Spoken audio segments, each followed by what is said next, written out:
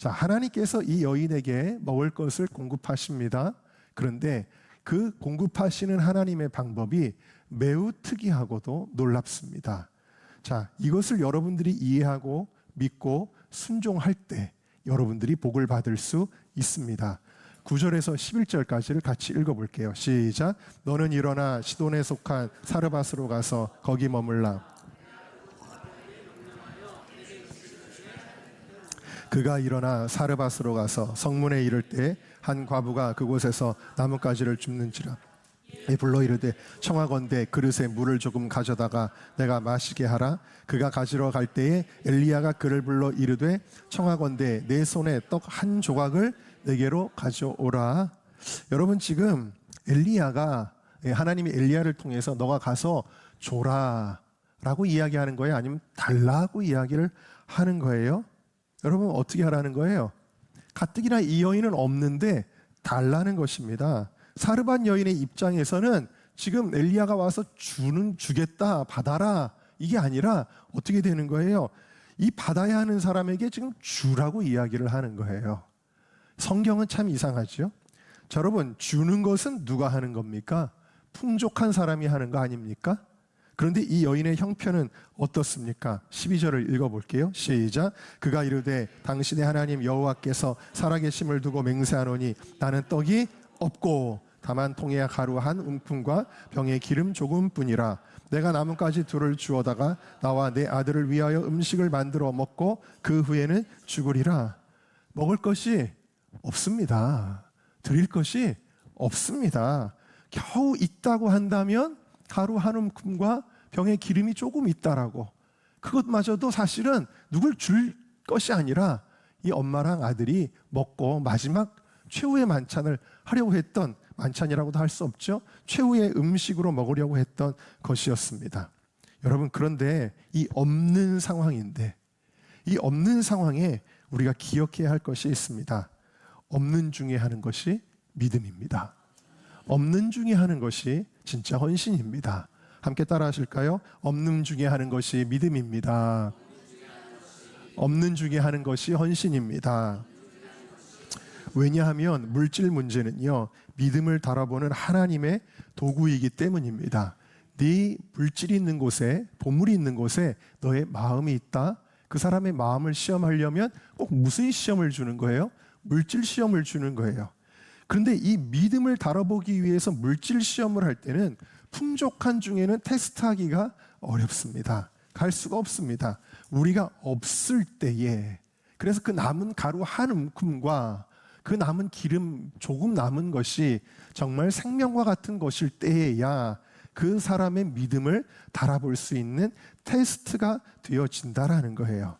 그런데 이 테스트는 그렇게 가혹한 것은 아니었던 걸로 보입니다. 왜냐하면 이게 시험 문제와 같아서 13절에 자, 너 가서 물 좀 떠오고 떡 한 개 그걸로 만들어 와라 라고 하면서 그 후에 먼저 나를 위하여 떡을 만들고 그 후에 너와 네 아들을 위하여 만들라. 지금 무엇을 이야기하는 거예요? 금년에 제가 계속 설교하는 내용이에요. 우선순위에 대한 거예요. 그런데 이 우선순위는 어느 때에도 지켜야 되는 거냐면 우리가 어렵고 빠듯할 때, 바쁘고 힘들 때에도 이 우선순위는 바뀌어서는 안 되는 거예요. 자, 먼저는 엘리야고 그 다음에 네 아들이다 라고 그렇게 이야기를 하는 겁니다. 그리고 14절에 그 테스트에 통과하면 이런 복이 임할 거라고 이야기를 하는 거예요. 14절 읽습니다. 시작. 이스라엘의 하나님 여호와의 말씀이 나 여호와가 비를 지면에 내리는 날까지 그 통에 가루가 떨어지지 아니하고 그 병에 기름이 없어지지 아니하리라 하셨느니라. 아멘. 자, 여러분들은 아멘을 하셨지만 이게 보통 사람들에게 아멘 할 만한 믿음으로 다가올까요? 중요한 거는 뭐예요? 지금 무슨 믿음을 달아보는 거예요?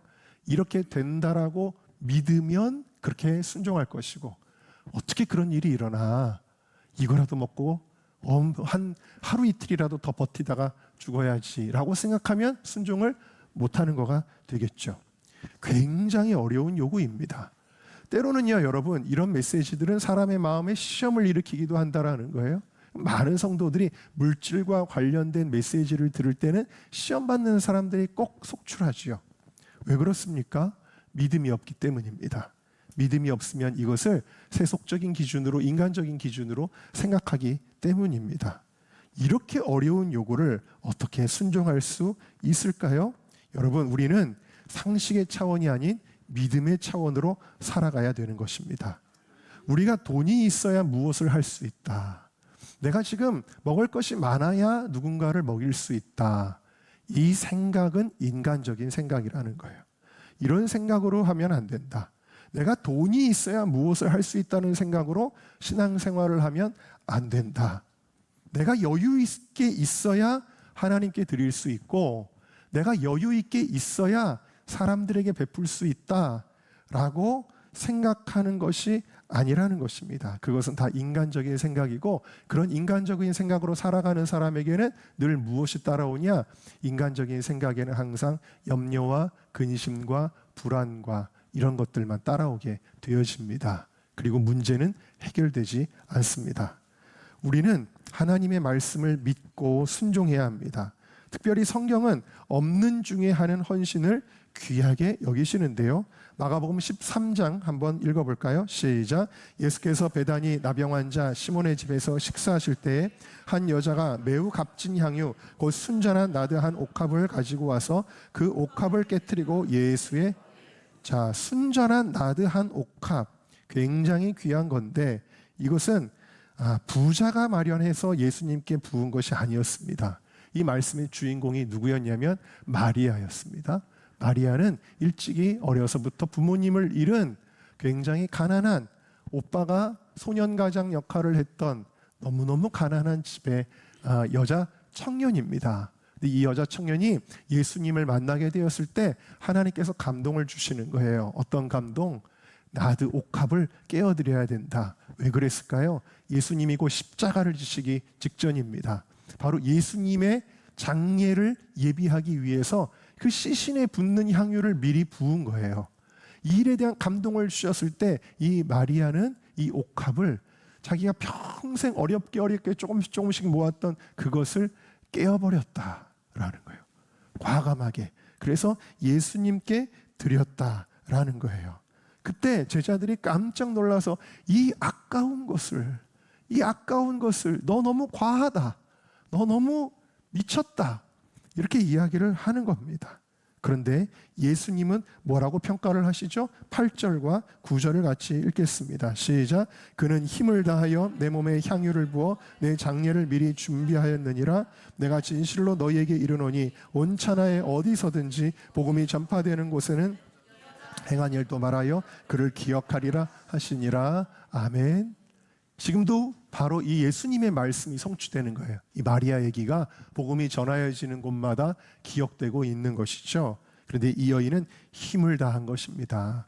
풍족한 중에 일부를 드린 것이 아니었다라는 것을 볼 수가 있습니다. 자, 마가복음 12장 43절에서 44절 말씀을 우리 다 같이 읽어보겠습니다. 시작. 예수께서 제자들을 불러다가 이르시되 내가 진실로 너희에게 이르노니 이 가난한 과부는 헌금함에 넣는 모든 사람보다 많이 넣었도다. 그들은 다 그 풍족한 중에서 넣었거니와 이 과부는 그 가난한 중에서 자기의 모든 소유 곧 생활비 전부를 넣었느니라 하시니라. 지금 바리새인들은요, 자기들이 많이 헌금한다고 굉장히 자랑스러워하고 공로의식을 가지고 있었거든요. 근데 예수님은 그러면서 그렇게 자랑스러워하는 순간에 갑자기 어디선가 땡그랑 소리가 났어요. 보니까 어떤 늙은 할머니 한 분인데 옷 차림새도 남루하고 너무너무 가난해 보이는 어떤 할머니 한 분이 땡그랑 하고 엽전 하나를 헌금함에 넣고 가는데, 예수님이 뭐라고 말씀하시냐면 너희들은 풍족한 중에서 하였지만 이 과부는 그 가난한 중에서 자기의 모든 소유 생활비 전부를 드렸느니라 하며 누구의 손을 들어주었냐면 이 가난한 과부의 손을 들어주었어요.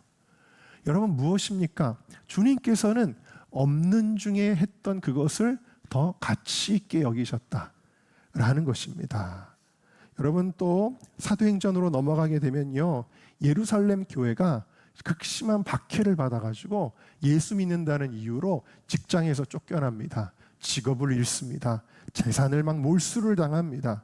예수 믿는 것 때문에 이렇게 사회적 지위가 땅에 떨어지고 너무 어려웠는데 흉년이 들었습니다. 아주 극심한 흉년이 그 이스라엘 땅에 들게 되었는데, 그래서 이 예루살렘의 성도들이 너무 먹을 것이 없이 가난하게 된 거예요. 그런데 예루살렘으로부터 이제 복음이 막 퍼져나가서 이 소아시아 지역에도 이제 교회들이 세워졌잖아요. 근데 다 어렵습니다. 다 어려운데 이렇게 결의를 합니다. 사도행전 11장 같이 읽어볼까요? 시작. 그 중에 아가보라 하는 한 사람이 일어나 성령으로 말하되 천하에 큰 흉년이 들리라 하더니 글라우디오 때에 그렇게 되니라. 제자들이 각각 그 힘대로 유대에 사는 형제들에게 부조를 보내기로 작정하고. 지금 다 어려워요. 그런데 이들이 자기들이 이제 구제 헌금을 걷어가지고 우리 예루살렘에 있는 형제들을 도웁시다, 이것을 결정을 하였다는 거예요. 이 흉년의 때, 다 어려운 때. 자, 그렇게 했던 이유가 있는데 로마서 15장 27절 뭐라 그랬냐면 우리는 그들에게 빚졌다라는 거예요. 왜?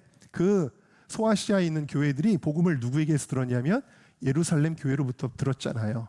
거기서 파송한 선교사들에게 복음을 들었잖아요. 그래서 우리가 이 영적으로 빚진 것을 물질적으로 갚는 것이 마땅하다, 그렇게 이야기를 한 겁니다. 그래서 마게도니아의 교회, 빌립보 교회, 데살로니가 교회, 베레아 교회죠. 이 교회들이 예루살렘 교회를 돕기 위한 헌금을 하는데 어떻게 헌금했는지 한번 보실까요? 고린도후서 8장입니다. 시작. 환난의 많은 시련 가운데서 그들의 넘치는 기쁨과 극심한 가난이 그들의 풍성한 연보를 넘치도록 하게 하였느니라. 내가 증언하노니 그들이 힘대로 할 뿐 아니라 힘에 지나도록 자원하여. 아멘. 여러분, 동일하게 소아시아에 있는 이들이 넉넉하지 않았다라는 거예요. 그들도 어려웠다라는 거예요. 없었다라는 거예요. 그런데 그들은 힘에 지나도록 할 뿐 아니라 힘대로 할 뿐 아니라 힘에 지나도록 자원하여. 이건 뭐예요? 억지로 시켰다는 게 아니에요. 그들이 정말 예루살렘에 있는 그들을 도와야지, 그들을 구제해야지 하는 선한 마음으로 자발적으로 이렇게 헌신하고 구제하였다라는 사실입니다. 할렐루야. 목사님들이 꼭 이야기하시는 것이 있습니다. 교회가 큰 재정으로 무엇인가 크게 해야 될 때가 있잖아요. 그런데 그때 가장 큰 기적의 통로가 되는 사람들은 항상 오히려 없는 사람들이더라는 거예요. 없는 사람이 믿음으로 할 때 그 액수가 크지 않더라도 과부의 2렙돈처럼 그 액수 자체가 얼마인가가 중요한 것이 아니라 그 없는 사람이 힘을 다하여 할 때 거기서 물질의 기적과 축복이 일어나고 하나님은 또 그 믿음을 보시고 반드시 축복하시더라는 이야기입니다. 자, 어떻게 축복하시는지 15절과 16절을 다 같이 읽겠습니다. 시작. 그가 가서 엘리야의 말대로 하였더니 그와 엘리야와 그의 식구가 여러 날 먹었으나 여호와께서 엘리야를 통하여 하신 말씀같이 통의 가루가 떨어지지 아니하고 병의 기름이 없어지지 아니하니라. 할렐루야. 그 말씀대로 하는지 안 하든지는 우리의 선택이지요. 근데 이 말씀에 순종했던 이 사르밧의 과부에게 어떤 일이 일어났다라는 거예요? 하나님의 말씀같이. 하나님은 약속을 지키시는 분이십니다. 통에 가루가 떨어지지 아니하고 병의 기름이 없어지지 아니하니라. 우리의 상식을 뛰어넘는 일이 발생하게 되는데, 내가 분명히 가루를 퍼서 음식을 해 먹었는데, 떡을 해 먹었는데 다시 가서 보니까 가루가 또 차 있는 것입니다. 기름을 부어서 그것으로 먹을 것을 했는데 그 기름통에, 그 기름병에 기름이 다시 채워져 있는 것입니다. 이것을 누가 한 일이죠? 어떤 우렁각 씨가 한 일인가요? 여러분, 이 일은 하나님이 하신 일이에요. 하나님께서 채워주신 줄로 믿습니다.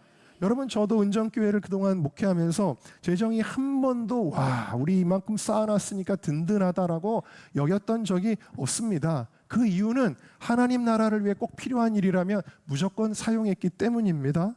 그러나 한 번도 돈이 없어서 하나님이 하라고 하시는 일을 못한 적이 있을까요? 없을까요?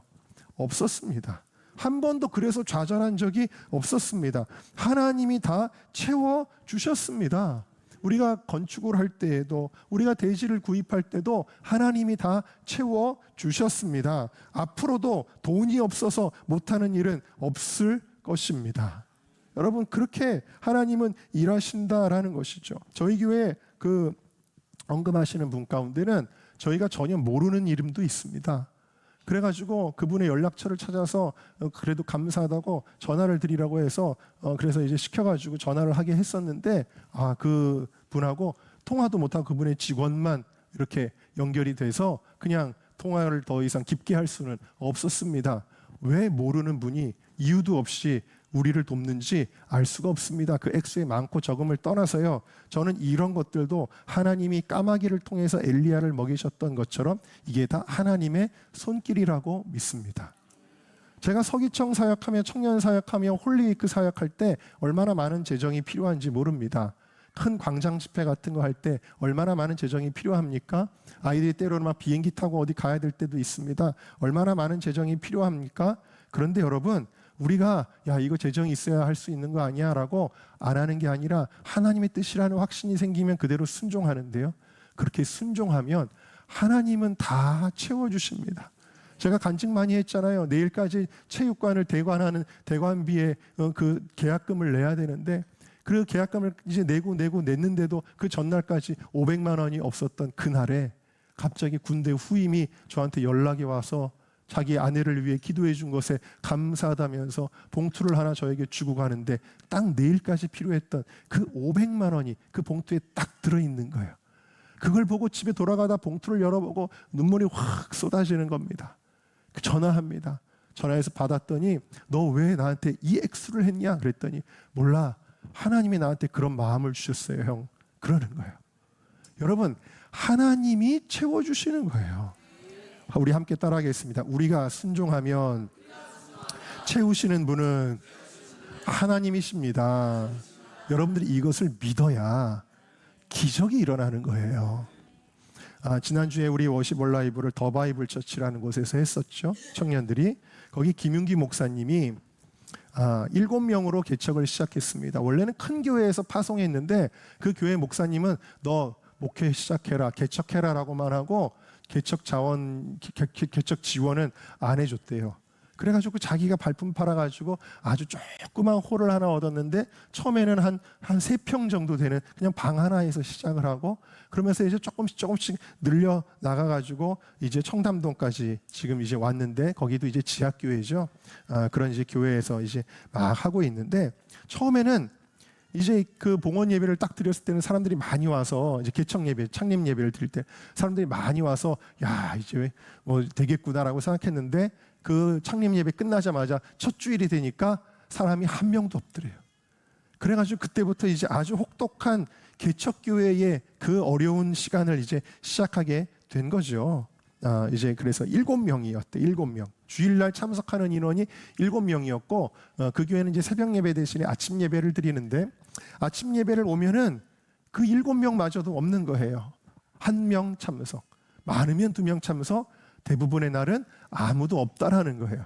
그럼 이 강단에 서서 이렇게 설교를 할 때 저기 달려있는 카메라만 바라보면서 그냥 그렇게 설교를 하는데 그런데 갑자기 어느 날 그런 생각이 들더래요. 너무 자기 자신이 처량하더래요. 나는 어떻게 하다가 여기까지 이렇게 오게 되었지? 그런 생각이 들면서 아무도 참석하지 않는 이 아침 예배를 가는 것에 회의감이 들더라는 이야기입니다. 그러던 어느 날 눈이 역수같이 내렸다고 합니다. 눈이 펑펑 내리는 그날 오늘 뭐 어차피 날씨 좋아도 사람 없는데 오늘같이 눈 오는 날 누가 오겠나 이런 생각이 들면서 오늘은 내가 좀 쉬어도 되겠지라는 생각이 들었답니다. 그런데도 하나님께서는 아니다. 너 그래도 예배의 자리를 지켜라. 그래서 그 눈이 펑펑 오는 날 집이 쪽 교회에서 머시거든요. 그래가지고 운전을 해가지고 겨우 교회에 도착을 했습니다. 그리고 그 눈 오는 날 아침에 기도를 하는데 하나님의 음성이 또렷하게 탁 오는 겁니다. 무슨 말씀을 듣게 됐냐면 1억 원의 헌금이 들어올 것이다. 교회를 위하여 사용해라. 너무 황당하잖아요. 여러분 1억 원커녕 지금 한 명의 성도도 없는데 무슨 1억 원이 들어옵니까? 그래가지고 내가 지금 무슨 음성을 들은 거지? 갸우뚱 했다는 것입니다. 오히려 지금 사실은 이게 이제 무리하게 어떻게 보면은 청담동이라는 지역은 이게 비싸잖아요. 근데 거기 월세를 얻었는데 그 월세만 해도 한 달에 어마어마하게 나간다는 거예요. 그 월세도 내지 못하고는 그런 상황. 그리고 사실은 홀만 얻었지 인테리어를 못했대요. 그냥 홀만 얻었고 아무 인테리어도 못하고 텅텅 비어있는 그런 상황인데, 그런데 놀라운 것은 얼마 지나고 나서 갑자기 어떤 분이 나타나시더니 정확하게 1억을 헌금하시더라는 거예요. 그걸 보면 너무 놀라는 겁니다. 하나님은 약속하신 것을 이루시는 분이십니다. 그래가지고 그걸 가지고 이제 이제 인테리어도 하고 그렇게 해가지고 교회를 잘 꾸며놔서 그 잘 꾸며놓은 교회에서 어제 우리 청년들이 엊그제 청년들과 와서 예배를 드리고 또 다음 달에도 거기에 가서 예배를 드리기로 했는데, 그 1억의 헌금을 딱 받았을 때 이 목사님의 첫 고백이 뭐였냐면, 하나님은 살아계시는구나, 하나님은 일하시는구나, 그것을 깨달았다라는 거예요. 그러면서 그 목사님이 하시는 이야기가 뭐냐면, 만약에 본교회 원래 섬겼던 그 교회 모교회에서 요즘에는 개척 지원을 해주는 교회들도 있잖아요. 큰 교회들은 그걸 해줬다면 풍족한 중에 이 하나님을 경험하지 못했겠지. 그런데 없는 중에 믿음으로 순종한 거예요. 없는 중에 교인 한 명 없는데도, 눈이 펑펑 내리는데도 그 예배 자리를 지키는 순종을 하게 되었을 때, 만약 그날 오늘 같은 날 뭐 아무도 없을 텐데 오늘은 그냥 가지 않아도 되겠지라고 했다면 그 하나님의 음성을 과연 들었을까요? 여러분, 우리가 순종할 때, 우리가 순종하면 채우시는 분은 하나님이신 줄로 믿습니다.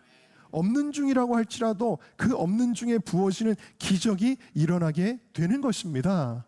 얼마 전에 또 갑자기 그 김윤기 목사님이 저에게 연락처를 물어보시는 거예요. 누굴 물어보냐면 우리 서기청 예배를 섬기고 있는 워시퍼스의 리더인 주찬양 전도사 연락처를 저한테 물어봐서 제가 네, 보내드릴게요 하고서는 연락처를 보내줬습니다.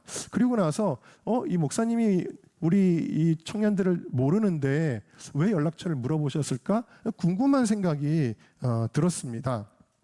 그래가지고 얼마 지나서 또 통화할 일이 있어서 그때 물어봤어요. 주찬양 전도사랑 통화를 했습니다. 주전도사, 얼마 전에 김윤기 목사님이 자네 연락처 물어보던데 전화하셨나? 그랬더니 목사님 통화했습니다. 무슨 일로 그러셨어? 필리핀 선교를 같이 가자고 하셨습니다. 그래? 그러면서 그래서 가기로 했어? 그랬더니 네 목사님, 야 니네 뭐 필리핀 많이 갔었잖아. 근데 이번에 또 가기로 했어? 네 목사님이 다 대주신다고 하셨습니다. 그러는 거예요. 뭐? 니네 애들도 많은데 비행기 뭐 숙박 해가지고 돈이 많이 들 텐데 그걸 다 대주신다고 하셨다고? 그래가지고 제가 의아하다. 왜요? 지금 그 청담동에서 월세 내긴 것도 빠듯한데 그 돈을 어떻게 한다는 거지? 좀 이해가 안 갔습니다. 그러다가 엊그저께 이제 워시볼 라이브 예배 때문에 김윤기 목사님을 만나게 된 거예요. 만나게 돼가지고 물어봤습니다. 목사님, 주전도사네 목사님이 대주기로 하셨다면서요? 그랬더니 무슨 얘기를 하시냐면 하나님이 감동을 주시는데 필리핀 선교를 선포하라 그러시는 거예요. 선교를 가겠습니다 하고 선포를 했대요. 선포를 했는데 교회에 무슨 돈이 있어요. 아직도 개척교회 수준인데. 그런데 그냥 그렇게 선포를 했는데 그 힘든 교회가 무슨 선교를 합니까? 재정이나 채워지면 하는 거 아니겠어요? 그런데 어떤 독지가가 또 나타나더니 필리핀 선교 헌금입니다. 그러면서 4천만 원을 목사님에게 쥐어주더라는 거예요. 그러면서 목사님이 그런데 이거는 필리핀 선교 헌금이라고 줬기 때문에 이거는 월세 내는 데도 쓸 수 없고 다른 데도 쓸 수 없고 얼마나 그렇게 쓰고 싶은 마음이 들겠습니까? 그런데 이거를 필리핀 선교로 써야 되겠다. 근데 목사님은 팀이 없잖아요. 그러니까 우리 예배팀 섬기는 그 친구들을 데려가서 해야 되겠다. 근데 뭐 잘 알지도 못하는 친구들을 그냥 가자 그러면 뭘 가겠어요. 그러니까 내가 다 내줄게. 그래가지고 가게 되었다라는 것입니다. 여러분, 있어서 선교하는 것이 아니라 선교에 순종하니까 하나님이 채워주신 거예요. 없어도 순종하면 하나님이 채워주시는 것입니다. 네, 꼬리에 꼬리를 물고 제가 또 이런 생각을 하게 되었습니다. 야, 어떻게 또 이번에는 이 친구들이 공짜로 해외 선교를 가지? 보통 이제 선교하면은 미리미리부터 계속 돈을 이렇게 저금을 하잖아요. 청년들이 예를 들어서 여름방학 때 해외 선교를 간다 그러면 벌써 1월부터 계속 열심히 아르바이트 해가지고 모아서 가는 게 일반적인 방법이잖아요. 근데 이번에는 얘네들 너무 쉽게 가는 것 같아가지고 얘네들은 도대체 왜 저렇게 복을 받는가 이런 생각이 들어요. 왜 그러냐면 사실 이 친구들이 다 가난한 친구들이거든요. 제가 늘 얘기하지만 야 어떤 교회 찬양 저 강남의 유명한 찬양팀하고 맨날 비교하면서 야 쟤네들은 때깔이 그렇게 좋던데 니네는 너무 서민적이다. 제가 뭐 이렇게 농담을 할 정도로 부하는 아이들이 거의 없거든요. 한두 명 빼고는. 그런데 이 친구들을 하나님이 다 제가 이제 소개시켜 준 거긴 하지만 미국에서도 가가지고 막 서부를 다니고 동부를 다니고 미국 선교 여행을 다니고 또 지난번에는 영국 선교 여행을 막 다니고 또 호주로 보내주셔가지고 호주에서 선교 여행을 다니고 막 이렇게 하는 거예요. 아니 부잣집 부모님이 있어도 그렇게 하기가 쉽지 않을 텐데 놀라운 건 하나님이 그때그때 다 채워주시더라는 거예요. 근데 왜 이렇게 채워주시는가? 제가 그거를 너무 잘 알죠. 왜냐하면 이 친구들이 실력은 물론 프로페셔널합니다. 음악을 너무 잘하는 친구들이지만 주의 일을 한다고 자기의 삶을 다 내어드린 친구들이거든요. 정말 얼마나 헌신적인지 몰라요. 자기의 시간, 자기의 체력뿐만 아니라 자기의 물질까지 다 쏟아부어서 지금 김포에 청소년들 선교를 위한 센터를 만드는데 청년들이 금식을 하면서 열흘씩 금식하고 막 다들 금식을 하면서 기도하면서 하나님이 주시는 감동대로 자기들의 주머니를 털어가지고 그 센터를 만들어요. 그러면서 그렇게 헌신하고 그리고 여러분 제가 이제 서기청 우리 홀리위크 할 때마다 홀리위크 예배팀으로 세우는 아이들인데 제가 수고했다고 수고비도 좀 이렇게 주고 물론 그렇게 합니다만 그런데 그 받는 걸로만 끝나야 되는 이 아이들이 홀리위크 때마다 어떻게 하는 줄 아세요? 목사님 홀리위크 헌금입니다. 그리고서는 자기들이 모아온 그 헌금을 또 해요. 그러니까 여러분 하나님께서는 없는 중에도 그렇게 믿음으로 헌신할 때에 하나님이 이와 같이 복을 내려주시는 거예요. 항상 채워주시는 것입니다.